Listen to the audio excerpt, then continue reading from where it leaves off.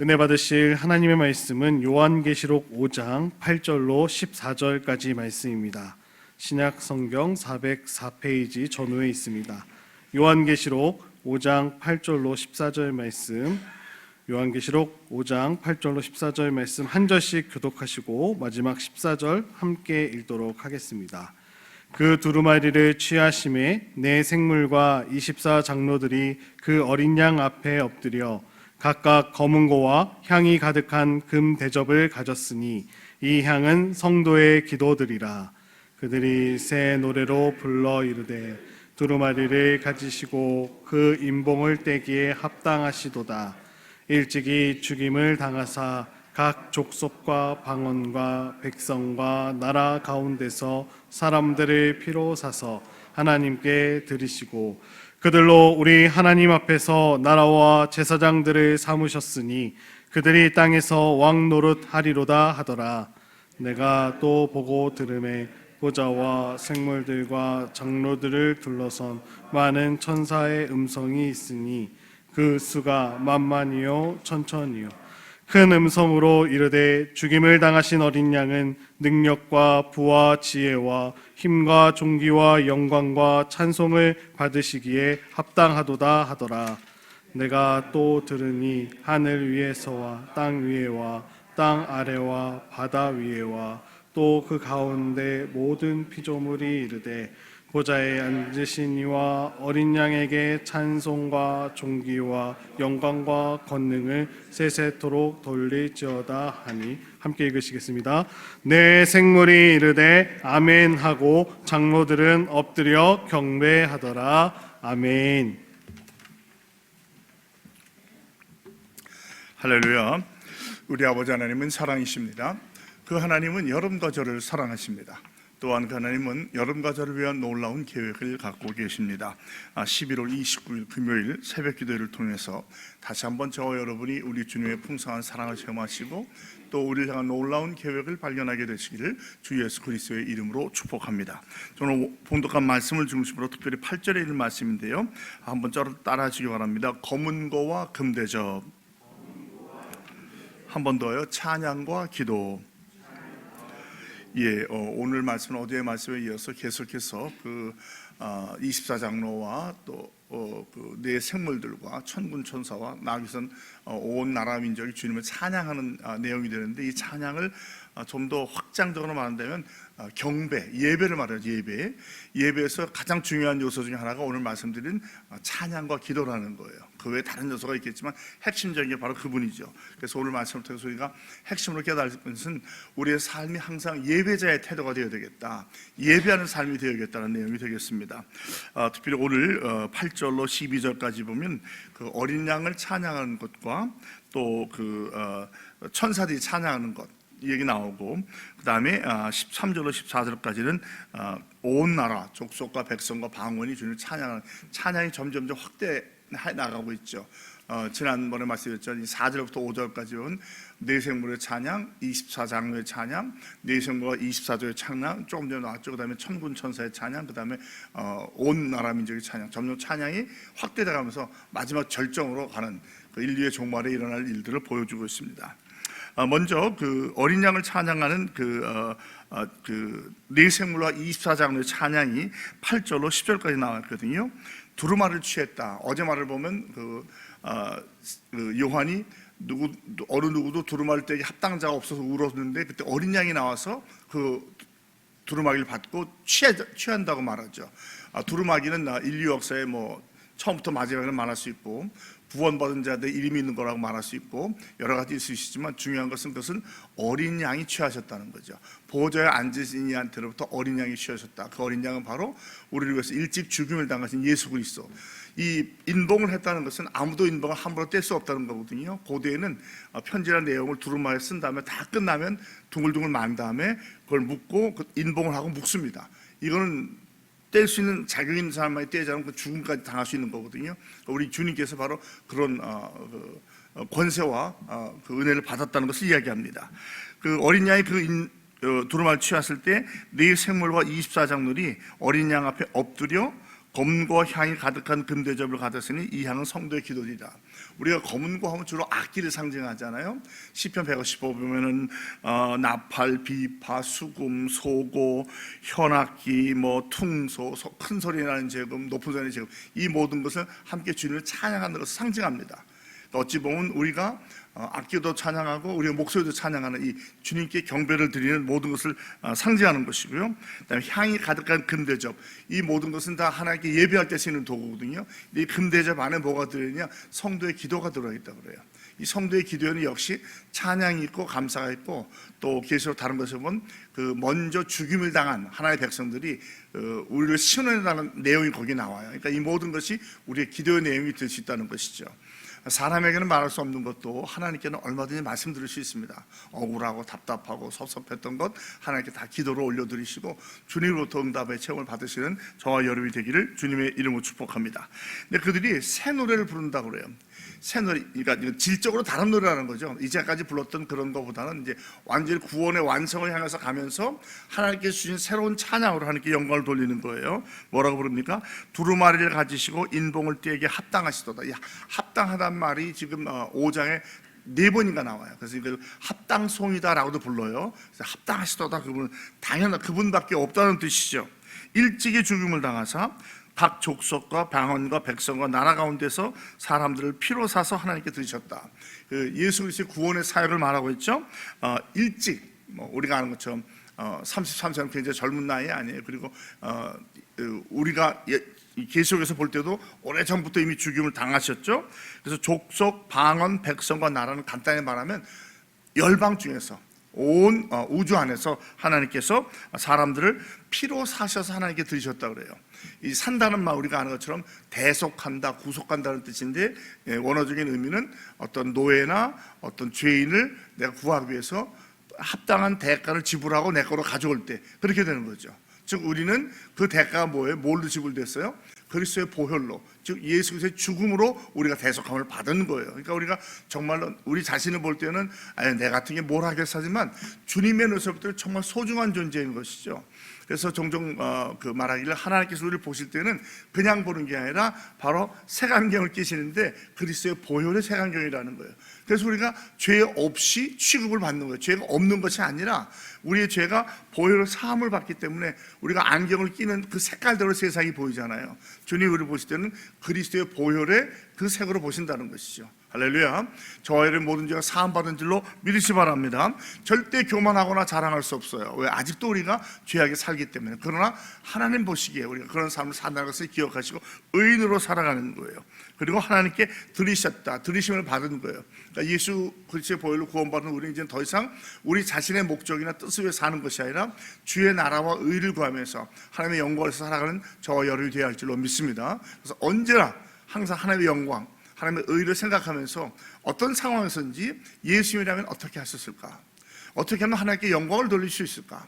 하나님 나에게 무엇을 배우기를 원하시는가? 이런 것을 생각하면서 주의 나라와 의를 이루어가시는 저와 여러분이 되기를 주님의 이름으로 축복합니다. 그들로 우리 하나님 앞에서 나라와 제사장들을 삼으셨으니 그들이 땅에서 왕노릇하리로다. 즉 우리가 이 나라와 제사장이 됐다는 거죠. 구약시대에 가면은 제사장 외에는 성소나 지성소에 들어갈 수도 없고 제물도 바칠 수 없지만 이제는 우리가 그런 자리이 됐다는 거예요. 그래서 우리가 만인 제사장이다라고 얘기하죠. 우리가 다 제사장적인 역할을 하는 거예요. 꼭 목사가 있어야만 예배를 하는 것이 아니고 가정 예배든 개인 예배는 우리가 제사장 역할을 할 수 있다는 것이죠. 그리고 이 땅에서 왕노릇 하겠다. 이 왕노릇 하리로다에 대해서는 두 가지 의견이 있는데, 주님이 온 세상을 당시의 나라로 만드신 다음에 우리가 하겠다는 말도 있고, 아니 우리가 이 땅에서 이미 벌써 왕노릇 하고 있다는 거예요. 근데 후자가 많은 신학자들의 견해입니다.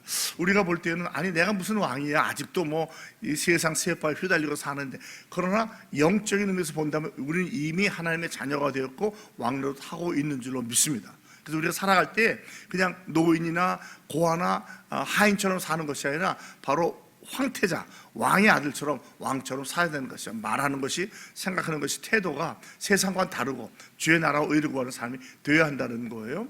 그런 면에서 우리의 삶이 이미 그렇게 되어야 하고 된 줄로 믿습니다. 이렇게 네 생물과 24장로가 하나님께 찬양과 경배를 드려요. 그 다음에 11절과 12절에는 보니까 그 천사들과 천군 천사 함께 주님을 찬양합니다. 내가 또 보고 들음에 보좌와 생물과 장로들을 둘러싼 많은 천사, 제가 말씀했지만 어린 양의 그 높은 보좌가 있으면 네 생물이 있고 24장로가 있고 그 위에 많은 천사가 있다는 거예요. 그 위에 방나라 족속과 백성과 방언이 있거든요. 그러니까 동시먼적으로, 그러니까 요한의 눈에 보이는 것이 우리 인간을 보이게 그렇게 보였다는 거예요. 그게 뭐 2차원적일지 4차원적일지 모르겠지만 이렇게 동시몬을 중심으로 보좌에 계신 어린 양 그분과 또 그분과 그 네 생물 사이에 어린 양이 계셨고, 네 생물 둘러싸 24장로가 있었고, 그 다음에 천군 천사가 있었고, 그 다음에 각 나라 족속과 백성과 방언이 있는 중심을 향해서 주님을 찬양하는 모습이 상상됩니다. 그들이 수가 만만이여 천천이라, 이건 무한하다는 거죠. 우리가 말하는 경사도 가면 뭐라 천지백갈이다 그러고 뭐 셀 수 없다 그런 뜻이에요. 천천이고 만만이다. 뭐 말도 못할 하는 숫자가 있었다는 것이죠. 그런 거 보면은 우리에게 위로가 되는 게 구원받은 백성들이 결코 아주 적은 소수의 무리는 아닐 거다. 우리가 생각하는 것은 다는 아니겠지만 분명히 구원받은 백성들이 우리 말고도 많이 있을 거라고 생각을 해요. 나 같은 죄인 살리신 어떤 요한 뉴턴이 그런 이야기에, 내가 천국 가면 세 가지가 놀랄 텐데, 내가 기대했던 사람이 안 온 것에 대해서 놀랄 것이고, 전혀 오지 못할 거라고 생각했던 사람이 왔던 것에 놀랄 것이고, 세 번째, 내가 천국에 있다고 해서 놀랄 것이다 그래요. 그러니까 구원에 대해서 우리가 함부로 말할 수 없다는 것이죠. 겉으로 보기엔 저 사람 구원받았을까? 하지만 구원받은 사람이 있고, 또 겉으로 보기엔 야, 저 사람 정말 구원받은 사람이야, 봉사 잘하고 헌금 잘하고 다 하는데 구원받지 못한 사람도 있을 거라는 거예요. 더 놀라운 것은 저와 여러분이 천국에 있다는 것이죠. 제가 참 슬픈 이야기를 이전에 들었는데, 침례교회는 원래 장로가 없는데 LA에 있는 모 교회 가장 큰 침례교회 장로님이 계셨는데 세상을 떠나기 전에 목사님을 부르셨어요. 병지에서 목사님께 말하기를, 목사님, 저는 사실 구원받지 않았습니다. 무슨 말씀이에요? 아버님도 장로님이시고 이렇게 했는데, 저는 아버지가 한 것 따라서 제가 좋아서 한 것이지 구원을 저는 생각해 본 적이 없어요. 그리고 세상을 떠났다고 그래요. 그런 사람도 있을 수 있다는 것이죠. 그러니까 우리가 정말 구원만큼은 굉장히 개인적인 거예요. 종합적이기도, 구원받은 무리이기도 하지만 사실 구원의 첫 번째는 우리 개인적인 상황이거든요. 그러니까 항상 우리 자신의 구원을 확인해야 될 것이고, 우리 자녀들, 가까운 사람들의 구원을 확인하시기 바랍니다. 그러니까 모일 때 다른 세상 얘기하지 말고 찬양하고 받은 은혜 나누고, 우리가 얘기해보면 알 수 있거든요. 구원 받았는지 안 받았는지. 나 교회에서 뭐 이렇게 했어, 성전 건축할 때 이만큼 헌금했어, 뭐 어디 나갈 때 구제했어라고 하는데 개인의 구원적인 간증이 없다면 다시 한번 생각해 봐야 돼요. 그리고 우리의 간증을 나누면서 그쪽으로 직접 물어볼 수 있지만, 또 어떤 때는 그게 또 충격이 되거나 놀랄 수 있으니까 어떠한 방법으로든지 그들의 구원을 확인하는 방법으로, 또 구원받은 함께 은혜를 나누는 방향으로 나아가는 것이죠. 그래서 가족이 모일 때, 명절 같은 때 함께 예배하고 간증을 나누는 것은 굉장히 중요한 의미가 있다고 생각을 합니다. 자, 그들이 큰 음성으로, 역시 큰 음성으로 주님을 찬양하는데, 우리가 찬양할 때도, 그러니까 조용히 부를 때도 있지만 많은 경우에 우리가 회중으로 찬양을 부를 때는 힘을 내서, 뭐 박자와 음정이 맞느냐 맞지 않느냐는 중요하지 않고 나의 전심 전력을 다해서 주님을 찬양할 줄로 믿습니다.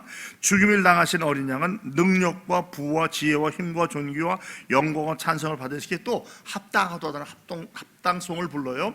여러분 7가지가 나와요. 능력, 부, 지혜, 힘, 존귀, 영광, 찬성. 이건 뭐 다 모든 것이 하나님께 간다는 얘기죠. 그러니까 우리가 하나님께 모든 것을 통해서 영광을 돌려야 된다는 거예요. 내 삶을 통해서 내가 갖고 있는 물질, 건강, 뭐 가족, 교회, 나라, 민족, 사회, 모든 것을 통해서.